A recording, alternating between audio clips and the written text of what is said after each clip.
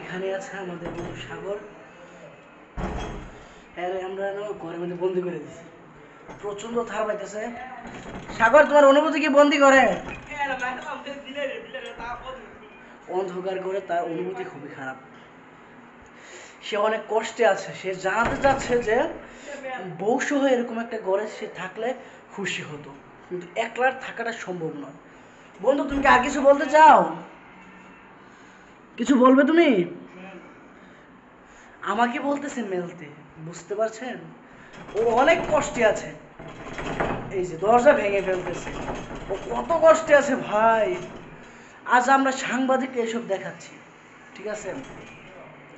মানুষ মরে যাক, তাতে আমাদের যাবে না, আমাদেরকে আগে রেকর্ড করতে হবে। একটা ছেলে অন্ধকার করে মারা যাচ্ছে, কিন্তু আমি তো ওই সব সাংবাদিকের মতো না, আমি ওকে বাঁচাবো। আমি জানতে চাই যে এই বন্ধ করে আপনার অনুভূতি কি? আরেকজন বাচ্চা ছেলে যে আমরা সাগরকে বাঁচালাম, এই যে খাইছে খাইছে নিজের কথা নিজে খাইছে। আপনার যদি ভিডিওটা ভালো লাগে থাকে কমেন্ট বক্সে ফাঁকিও লিখে চলে যান, রাইট?